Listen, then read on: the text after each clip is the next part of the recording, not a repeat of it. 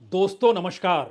इतिहास अगर राजनीति के सामने आकर खड़ा हो जाए तो राजनीति डगमगा जाती है, या फिर अतीत के पन्ने अगर संसदीय राजनीति के मातहत चुनाव के वक्त सामने आकर खड़े हो जाएं तो चुनावी राजनीति भी डिरेल्ड हो जाती है। और मौजूदा वक्त में सबसे बड़ा सवाल बीजेपी और आरएसएस के सामने यही हो चला है कि जिन मुद्दों के आश्रय भारत की संसदीय राजनीति में पहले जनसंघ और उसके बाद बीजेपी ने कदम रखा, इन दो दौर में और शायद जनता पार्टी के दौर को भी इसमें जोड़ लीजिए तो संघ से निकले हुए स्वयंसेवकों की कतार के सामने जो तीन मुद्दे लगातार रेंगते रहे और आरएसएस के भीतर भी संगठन का संघर्ष जिन तीन मुद्दों के आश्रय चलते रहा, वो धारा 370 थी। आजादी के तुरंत बाद श्यामा प्रसाद मुखर्जी का जो नारा था जम्मू कश्मीर में धारा 370 को लेकर, अयोध्या में राम मंदिर निर्माण को लेकर 1980 के बाद से विश्व हिंदू परिषद जिस रूप में सक्रिय हुआ, और कॉमन सिविल कोड को लेकर संघ परिवार हो, जनसंघ हो या बीजेपी हो, तीनों के प्रचारक और स्वयंसेवकों की कतार जिस राजनीति को साधने को निकली, बीते 10 बरस की सियासत ने उन तमाम परिस्थितियों से पार लगा दिया।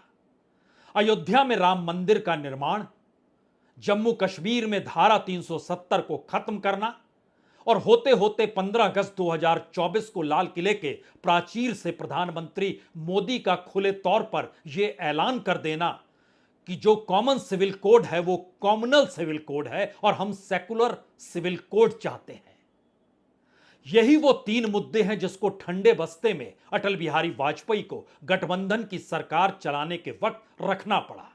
यही तीन मुद्दे हैं जिसका जिक्र जनता पार्टी की सरकार के वक्त हो नहीं पाया।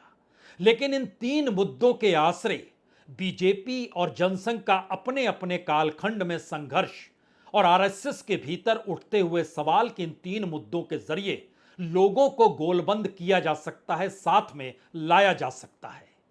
लेकिन राजनीति का संयोग देखिए, जब संघ के प्रचारक से मुख्यमंत्री और मुख्यमंत्री से प्रधानमंत्री नरेंद्र मोदी बने तो उन्होंने संघ के इन एजेंडे को लागू कर दिया इस देश के भीतर में, और 5 अगस्त 2019 को धारा 370 खत्म कर दी गई, 35A भी खत्म कर दिया गया। और इसी कतार में जनवरी 2024 में चुनाव से ऐन पहले अयोध्या में राम मंदिर और वहां पर खुद प्रधानमंत्री का पुजारी के रूप में पहुंच जाना,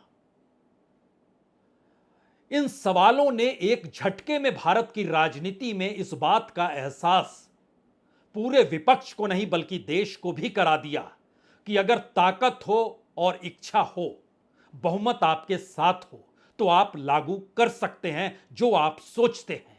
लेकिन अगला सवाल यही निकल कर आया कि अगर आप सिर्फ खुद के निर्णय को लागू कराने की ताकत संसद के भीतर बहुमत के आश्रय है तो फिर इसमें जनता की भागीदारी उन मुद्दों को लेकर क्या होगी, इस सवाल का जवाब कभी किसी ने खोजा नहीं।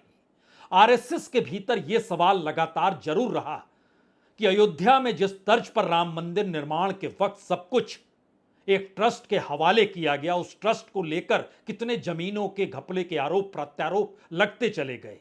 इस देश के भीतर में बड़े बड़े पंडितों ने भी आगाह किया, जिस रास्ते प्रधानमंत्री मोदी चल पड़े हैं और पुजारी के वेश में प्रधानमंत्री आकर वहां पर पूजन पाठन कर रहे हैं, शायद ये ठीक नहीं है और मंदिर का निर्माण अभी पूरा हुआ भी नहीं है। लेकिन वो तमाम सवाल दरकिनार हो गए क्योंकि राजनीतिक जरूरत अयोध्या और राम मंदिर को लेकर बीजेपी को थी। और यही सवाल क्या जम्मू कश्मीर में धारा 370 को लेकर आज की तारीख में बड़ा हो गया, क्योंकि अयोध्या का मुद्दा इस देश की राजनीति को प्रभावित कर नहीं पाया। जनवरी 2024 में अयोध्या में जो कुछ हुआ, सिर्फ 3 महीने के बाद चुनाव के वक्त वो सारी चीजें धरी की धरी रह गई और उत्तर प्रदेश जैसी जगह में बीजेपी का किला ढह कर गिर गया।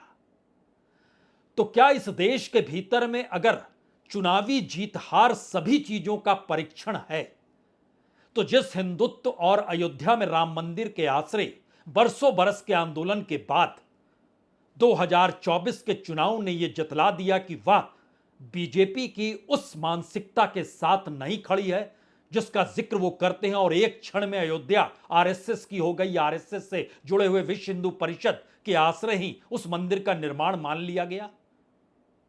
जनता का साथ नहीं लिया गया, जनता की गोलबंदी नहीं हुई जो आरएसएस चाहती थी।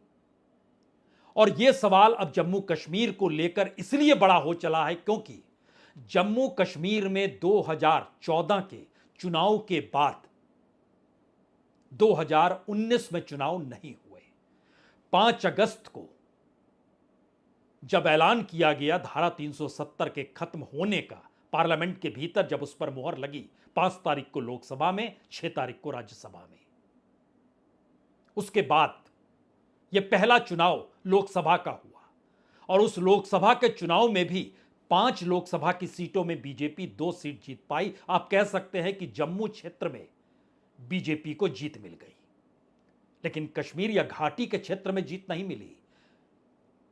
और एक तो निर्दलीय शख्स जीत गया जो जेल में बंद है, उसने भी कई सवालों को खड़ा कर दिया कि धारा 370 को खत्म करने के बाद जिस आतंकवाद को खत्म करने की सोच इस देश के भीतर परोसी गई, वो जब चुनावी जीत तक हासिल कर लेती है तो इसके मतलब मायने क्या होंगे।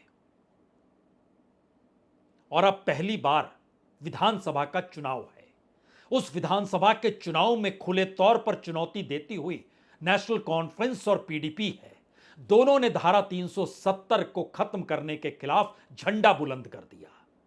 और इसी वक्त कांग्रेस नेशनल कॉन्फ्रेंस के साथ राजनीतिक समझौता कर बैठी।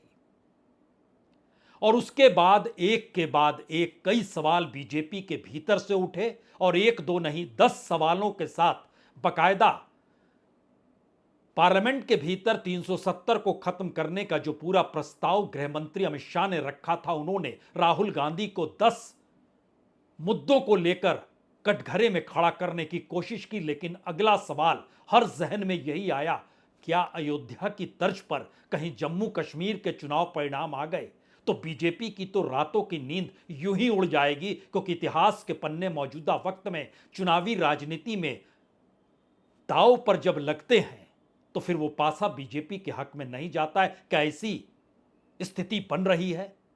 और बीजेपी ने आरएसएस के आश्रय जिन मुद्दों को खड़ा किया और वो चुनावी हार में अगर शामिल हो गए तो बचेगा क्या?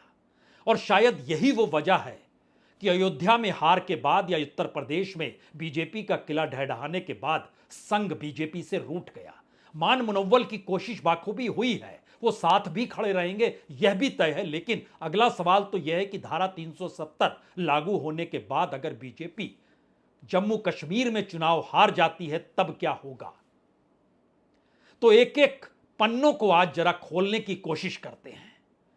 हमें लगता है बार बार अयोध्या में राम मंदिर का निर्माण यह कल्पना के परे किसी के भी रहा होगा जनवरी 2024 से पहले कि यह मुद्दा राष्ट्रीय स्तर पर नहीं गूंजेगा और इस मुद्दे के आश्रय बीजेपी को जीत नहीं मिलेगी। किसी ने सोचा नहीं होगा। हम उस दौर में प्रधानमंत्री मोदी के एक भाषण का छोटा सा हिस्सा आपको आज सुनाना चाहते हैं।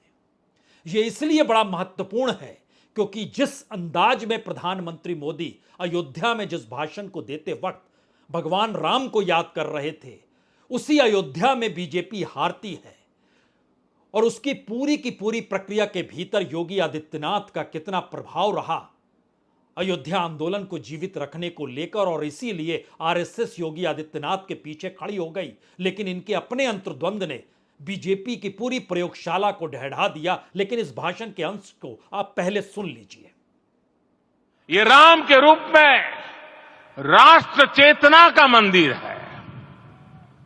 राम भारत की आस्था है, राम भारत का आधार है, राम भारत का विचार है, राम भारत का विधान है, राम भारत की चेतना है, राम भारत का चिंतन है, राम भारत की प्रतिष्ठा है, राम भारत का प्रताप है, राम प्रवाह है, राम प्रभाव है, राम नेति भी है, राम नीति भी है। प्रधानमंत्री बोल रहे हैं, पूरी दुनिया सुन रही है, सामने जो लोग बैठे हैं उसमें इस देश में कॉरपोरेट बैठा है, इस देश का बॉलीवुड बैठा है, इस देश के हर चकाचौंध क्षेत्र से जुड़े हुए वो तमाम लोग बैठे हैं जो शायद अयोध्या के राम मंदिर बनाने के आंदोलन में कभी शरीक नहीं हुए, लेकिन उनकी मौजूदगी ने बतला दिया कि दरअसल राजनीतिक तौर पर जिस मंशा के साथ अयोध्या का राजनीतिक प्रयोग बीजेपी करना चाहती है, चुनाव परिणामों ने उन्हें धराशायी कर दिया। तो क्या यह स्थिति जम्मू कश्मीर के भीतर भी बीजेपी को लड़खड़ाने वाली स्थिति में लाकर खड़ा कर रही है? यह सवाल अब इसलिए महत्वपूर्ण है क्योंकि विधानसभा के भीतर इससे पहले जम्मू कश्मीर में 87 सीटें होती थी, तब लद्दाख भी शामिल था। और उसके बाद जब परिसीमन किया गया, धारा 370 हट गई, 35A हट गया, उसके बाद आज की तारीख में 90 सीटें हैं, लेकिन लद्दाख यूनियन टेरिटरी है। जम्मू और कश्मीर के चुनाव हो रहे हैं। जम्मू वाले रीजन में 6 सीटें बढ़ गई, पहले 37 सीट थी जो बढ़कर 43 हो गई। कश्मीर यानी घाटी के क्षेत्र में पहले 46 सीटें हुआ करती थी जो बढ़कर 47 हो गई। दोनों मिलाइएगा तो 90 हो जाएगी। अब अगर उस पन्नों में लौट जाइए जिस वक्त जम्मू कश्मीर के भीतर जम्मू कश्मीर और लद्दाख हुआ करता था, उस दौर में विधानसभा का अगर सच देखें उस वक्त तो बीजेपी ने 25 सीटें जीती थी और ये 25 की 25 सीटें उन 37 सीटों में से आई थी जो कि जम्मू रीजन में आती थी। अब जम्मू रीजन में 37 नहीं 43 सीटें हैं। अगर उस लिहाज से भी आप वोट डाल दें और इस सीटों को बढ़ा डालें तो भी ये सीटें 30-32 सीट तक जाती है, क्योंकि लोकसभा के इलेक्शन के भीतर भी जिन 2 सीटों पर बीजेपी ने कब्जा किया वो उधमपुर और जम्मू की सीट है। यहां पे 51 और 52%, 51% वोट उधमपुर में मिले, लगभग 52.5% जम्मू में मिले।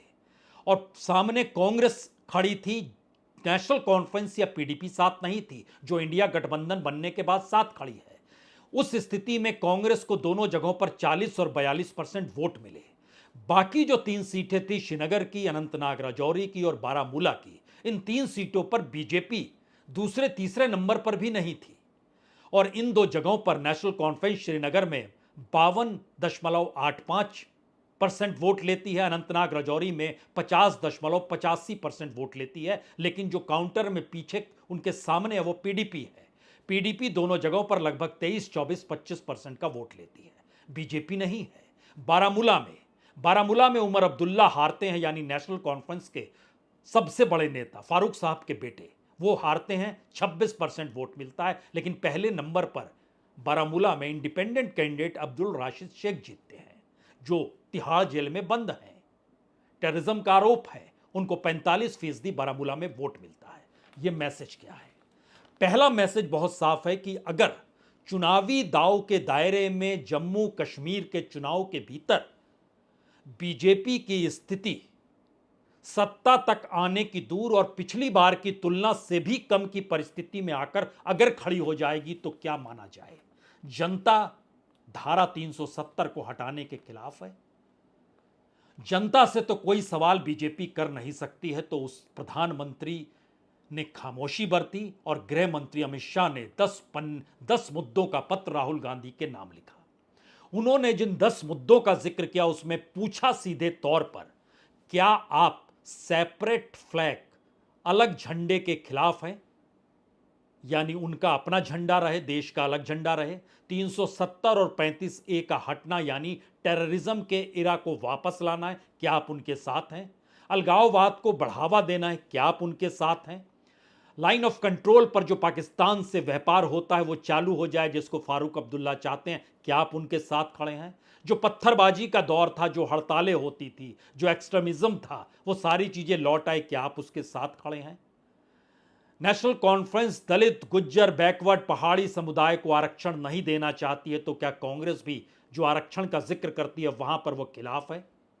शंकराचार्य हिल को तख्ते सुलेमान कह दिया जाए और जो वहां पर हरी का हिल है उसको कोहे मरान कह दिया जाए, क्या आप उसके साथ हैं? कश्मीर की इकोनॉमी, उसमें जो करप्शन इससे पहले था, क्या आप उसके साथ खड़े हैं? जम्मू और वैली यानी जम्मू और घाटी में असमानता या डिस्क्रिमिनेशन जो होता रहा, क्या आप उसके साथ खड़े हैं? जो ऑटोनॉमी की मांग नेशनल कॉन्फ्रेंस लगातार करती आई है और आज से नहीं, शेख साहब के दौर से करती आई है, क्या आप उसके साथ खड़े हैं? इन 10 सवालों के अक्स तले सबसे बड़ा सवाल यह है कि ये सारी चीजें धारा 370 से जुड़ी हुई है और धारा 370 के समानांतर कांग्रेस कहती है हम फुल फ्लेजेड स्टेट की मान्यता देने के लिए ये चुनाव लड़ रहे हैं। और जहां तक सवाल नेशनल कॉन्फ्रेंस के साथ समझौते का, तो ये पॉलिटिकल समझौता ये जनता को तय करना है, ये आपको तय नहीं करना है। लेकिन बीजेपी और आरएसएस की नींद क्यों उड़ी हुई है? वो जान रहे हैं कि जिन मुद्दों ने भारत की राजनीति में कदम ही जिन मुद्दों के आसरे रखा, उन मुद्दों को अगर जनता चुनाव में खारिज कर देगी तो फिर बीजेपी बतौर पॉलिटिकल पार्टी इस देश के भीतर में कौन सा रेवोल्यूशन करेगी जिससे आरएसएस के द्वारा तैयार किए गए मुद्दे राजनीतिक तौर पर बीजेपी को चुनावी जीत दिला दे, या बीजेपी को अब अपनी राजनीति को अलग तरीके से सोचना होगा। यही सवाल अमित शाह ने इस रूप में उठाया, अब उसको पूरी की पूरी बीजेपी कतार लगातार कहने लगी है। कांग्रेस इधर उधर की बात न करे, फिर से धारा 370 की मांग करने वाले नेशनल कॉन्फ्रेंस से जो समझौता किया, वर्तमान में बताए कि राहुल गांधी जी, खड़गे जी जम्मू कश्मीर गए, जो धारा 370 की वापसी की बात करने वाली पार्टी है, जो 35A की वापस फिर से लाने की बात करने वाली पार्टी है, जो दो निशान वाली पार्टी है, उससे अभी समझौता उनका क्यों हुआ? क्या उन्होंने कांग्रेस के विचार माने या कांग्रेस ने नेशनल कॉन्फ्रेंस के विचार मान लिए? क्या आपको जवाब देना होगा। और अमित शाह जी के 10 सवालों का जवाब दिए बिना कांग्रेस चुनाव में नहीं जा सकती। ये सब सवाल उसके सामने चट्टान की तरह खड़े हैं। बीजेपी की राजनीतिक मुश्किल इस दौर में सबसे बड़ी यही हो चली है कि संघ का 1950 के दौर का धारा 370 को लेकर जो सोच थी, वह सोच अगर चुनावी मैदान में उसे चुनाव हरा देती है तब क्या होगा। और चुनाव आंकड़ों का खेल है, चुनाव नंबर गेम है, और उस नंबर गेम के दायरे में अगर आप यह भी परख लें और विचारधारा के आसरे धारा 370 को भी परख लें, तो दोनों जगहों पर बीजेपी को मात मिल रही है। क्योंकि बीजेपी ने राजनीतिक गठबंधन जम्मू कश्मीर में किसी पॉलिटिकल पार्टी से किया तो वह पीडीपी है। महबूबा मुफ्ती को समर्थन बीजेपी दे रही थी और वही पीडीपी और वही महबूबा मुफ्ती धारा 370 को दोबारा से लाना चाहती है। सवाल है कि नेशनल कॉन्फ्रेंस के साथ कांग्रेस के मिलते ही जितना बड़ा वोट बैंक क्रिएट होता है, उसमें बीजेपी कहीं सेंध नहीं लगा सकती है और उसके सामने मुश्किल जम्मू के क्षेत्र में भी हो जाएगी। और जहां पर पीडीपी खड़ी होगी, वहां पर अगर समझौता हो गया नेशनल कॉन्फ्रेंस और कांग्रेस के बीच की फ्रेंडली तौर पर यह लड़ाई लड़ी जाएगी, तो स्थिति और मुश्किल हो जाएगी जो होगी। यानी विचारधारा के तौर पर महबूबा के साथ जाना, आंकड़ों के लिहाज से अनुकूल बीजेपी की परिस्थिति ना बनना, क्योंकि लोकसभा चुनाव में बीजेपी को 24.36% वोट मिले थे और 2 सीटें वो जीत पाई थी, जिसका हमने जिक्र किया, उधमपुर और जम्मू का। 24% वोट। अब इसको देखिए दूसरी तरफ, नेशनल कॉन्फ्रेंस को 22% वोट, कांग्रेस को 19.5% वोट, दोनों को मिला दीजिएगा तो लगभग यह एक लिहाज से 40% को पार कर जाता है, 41-42% तक आ जाता है। और पीडीपी को 8% वोट मिला था। और इसको अगर 370 लगने से पहले की परिस्थितियों में ले जाएं, जब विधानसभा के चुनाव हो रहे थे, उस समय भी बीजेपी को इतने ही परसेंट वोट मिले थे, 23% वोट मिले थे, 22.98। यानी 370 जब थी तब बीजेपी को मिलते हैं 23% वोट, 370 जब हट जाती है तब बीजेपी को मिलते हैं 24.5% वोट। यानी सिर्फ 1.5% वोट की बढ़ोतरी होती है विधानसभा से लोकसभा के चुनाव के भीतर में। और लोकसभा चुनाव में प्रधानमंत्री मोदी चेहरा है। दिल्ली ने तय किया, धारा 370 को समाप्त किया गया। उस वक्त भी सिर्फ 1.5% वोट ही बढ़ पाते हैं। यानी मौजूदा परिस्थितियों में जम्मू कश्मीर के चुनाव के भीतर बीजेपी कहां टिकेगी, यह एक इतना बड़ा सवाल इस दौर में बीजेपी को परेशान कर रहा है कि उसके साथ धारा 370 और 35A का मुद्दा जुड़ गया है। और यह सवाल जब नेशनल कॉन्फ्रेंस के नेता फारूक अब्दुल्ला से पूछा जाता है और यहां तक कहा जाता है कि कोई आप कॉमन पेपर भी तैयार करेंगे जब आप कांग्रेस के साथ मिलकर चुनाव लड़ रहे हैं, सुन लीजिए क्या जवाब देते हैं। सर, क्या कोई कॉमन मिनिमम प्रोग्राम बनेगा अलायंस को लेकर? क्योंकि देखिए, आप there is no question of common minimum. Our common programme is to fight election, to defeat the divisive forces that exist in the country. दरअसल फारूक अब्दुल्ला इस बात को जानते हैं कि इस देश में चुनाव अब बीजेपी वर्सेस ऑल ही होगा और जम्मू कश्मीर भी इससे हटकर नहीं है। चाहे वो पैंथर पार्टी हो, चाहे पीपुल्स कॉन्फ्रेंस हो या छिटपुट जो भी नए राजनीतिक दल इस दौर में जम्मू कश्मीर में बने, उनका कोई महत्व इस चुनाव में नहीं होगा। आमने सामने की लड़ाई तय है। तो क्या वाकई बीजेपी उन 3 मुद्दों के आश्रय जिससे उसने अपनी राजनीतिक जमीन शुरुआत की थी, अब पहली बार चुनावी मैदान में उसी पर दांव लग रहा है? क्योंकि ध्यान दीजिए, अयोध्या में हार या उसके बाद उत्तर प्रदेश में हिंदुत्व का नारा खत्म हो जाना, जम्मू कश्मीर को लेकर चुनाव सामने आ जाएंगे, 4 अक्टूबर को रिजल्ट होंगे और इसी प्रक्रिया में कॉमन सिविल कोड का सवाल भी बड़ा है। क्योंकि खुद कॉमन सिविल कोड का सवाल किसी दूसरे ने नहीं, खुद प्रधानमंत्री ने सेकुलर सिविल कोड हम लाना चाहते हैं यह कहकर उठाया। और यह बड़ा महत्वपूर्ण है। लाल किले के प्राचीर से जब वो कह रहे थे तो एक क्षण के लिए जरा इसे भी आप सुन लीजिए, क्योंकि इसके बाद आरएसएस कहां चलेगी और उसके सामने सबसे बड़ी चुनौती है क्या? क्या वो प्रधानमंत्री नरेंद्र मोदी का विकल्प अब तेजी से खोजेगी? पहले सुन लीजिए। जिस सिविल कोड को हम लेकर के जी रहे हैं, वो सिविल कोड सचमुच में तो एक प्रकार का कम्युनल सिविल कोड है, भेदभाव करने वाला सिविल कोड है। अब समय की मांग है कि देश में एक सेकुलर सिविल कोड हो। हमने कम्युनल सिविल कोड में 75 साल बिताए हैं, अब हमें सेक्युलर सिविल कोड की तरफ जाना होगा।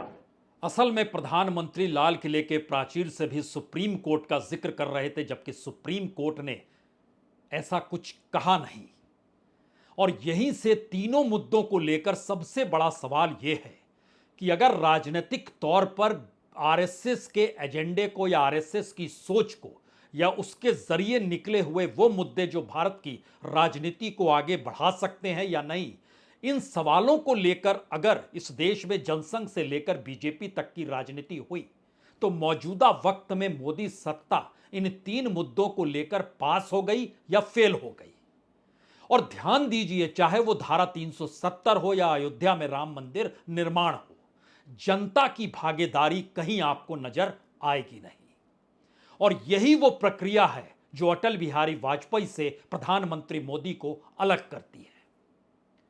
सत्ता की ताकत के आश्रय इस देश में आप लागू तो करा सकते हैं, लेकिन चुनाव के मौके पर या चुनाव के वक्त जब वही अतीत के पन्ने राजनीति के सामने आकर खड़े हो जाए और आपका खुद का इतिहास अगर उस बिसात पर दांव पर लग जाएगा तो क्या आपकी समूची राजनीति या विचारधारा धरी की धरी रह जाएगी?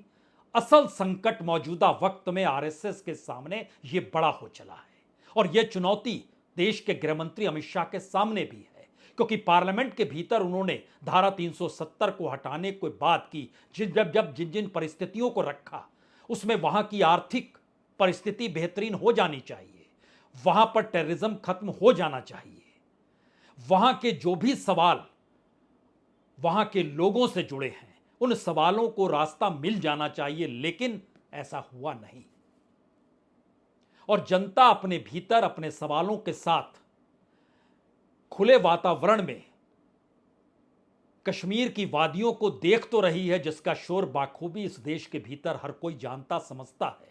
लेकिन सवाल यह है कि राजनीति जिस बिसात पर होती है, राजनीति की उस बिसात पर अगर हार गए तो फिर वो कौन सा मुद्दा बचेगा जहां पे बीजेपी और आरएसएस आने वाले वक्त में अपनी जमीन को मजबूत कर पाए, और शायद इसीलिए जनता को साथ ना ला पाने की सोच क्या प्रधानमंत्री के शासनकाल में एजेंडे को लागू कराने की दिशा में मजबूती के साथ यही परिस्थितियों ने उन्हें हरा दिया।